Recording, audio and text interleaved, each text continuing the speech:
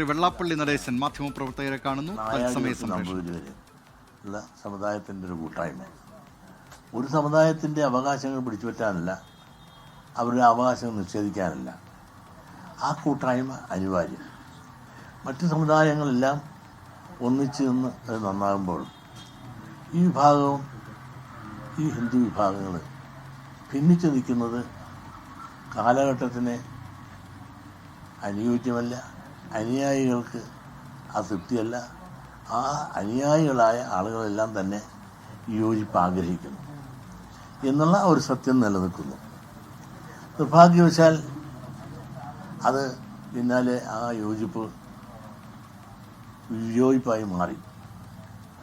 അത് മനഃപൂർവ്വമല്ല, അവിടെ കൊണ്ട് ഞങ്ങളെ എത്തിച്ചു എന്നുള്ളതാണ് കാര്യം.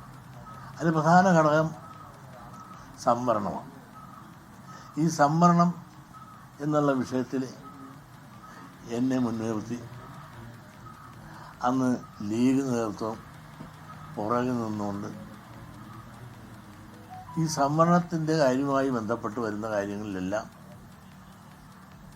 കേരളത്തിലും ഇന്ത്യയിലും പല മേഖലകളിലും പ്രതിഷേധങ്ങളും സമ്മേളനങ്ങളും ധർണകളും എല്ലാം നടത്തിക്കുവാൻ SNDP യോഗത്തെ മുന്നിൽ നിർത്തിക്കൊണ്ടും മുസ്ലിം നേതൃത്വങ്ങളും അനുയായി ലീഗും പിൻബലം നൽകിക്കൊണ്ടും ഒരുപാട് സമരങ്ങളെല്ലാം നടത്തി.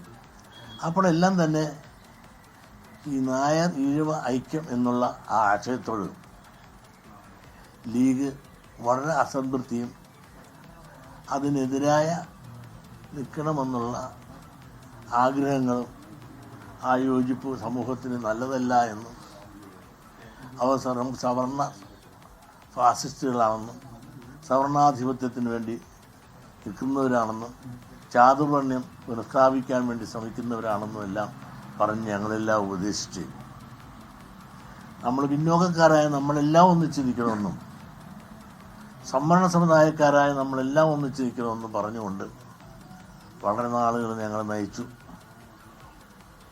പ്രത്യേകിച്ച് അന്ന് LDFൻ്റെ ഭരണകാലമാണ്. ആ LDFൻ്റെ ഭരണകാലം കഴിഞ്ഞ് അവരെ ഇറക്കി നമ്മുടെ ഭരണം വരുമെന്നും അന്നിതെല്ലാം നമ്മുടെ പോരായ്മകളെല്ലാം പരിഹരിച്ചുകൊണ്ട് പരിഹാരമുണ്ടാകുമെന്നും എല്ലാം ഉറപ്പ് വന്നുകൊണ്ടാണ് മുൻപോട്ട് പോയെങ്കിലും ഭരണം പോയി. UDF ഭരണത്തിൽ വന്നു, LDF പോയി. പക്ഷേ അന്ന് ഉന്നയിച്ച ഒരു കാര്യങ്ങളും സംവരണ കാര്യത്തിൽ ഒരു ചുക്കും അവർക്ക് ചെയ്യാൻ സാധിച്ചില്ല. ഇനിയൊരു സംവരണത്തിൻ്റെ കാര്യം പറഞ്ഞ് മുമ്പോട്ട് പോയിട്ടും കാര്യമില്ല.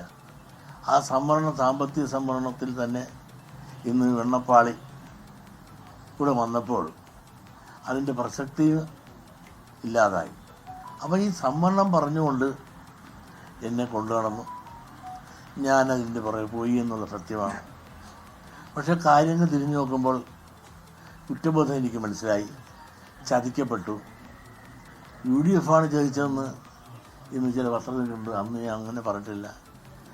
ഞങ്ങളെ NSS SNDP ആയിട്ട് തെറ്റിച്ചതിൻ്റെ പ്രധാന കണ്ണി ലീഗ് നേതൃത്വമാണ്.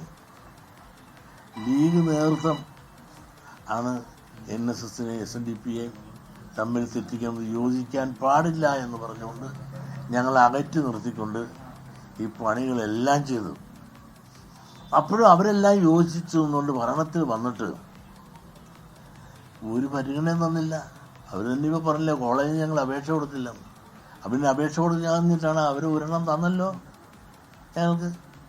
ഞങ്ങൾ എല്ലാ കൊല്ലം പുൽപ്പള്ളിയിൽ കൊടുക്കാറുണ്ടല്ലോ, എഞ്ചിനീയറിംഗ് കോളേജിൽ കൊടുക്കാറുണ്ട്, ആർട്സ് ആൻഡ് സയൻസ് കൊടുക്കാറുണ്ട്, അവിടെ ഫീസ് കെട്ടി വെക്കാറുണ്ട്.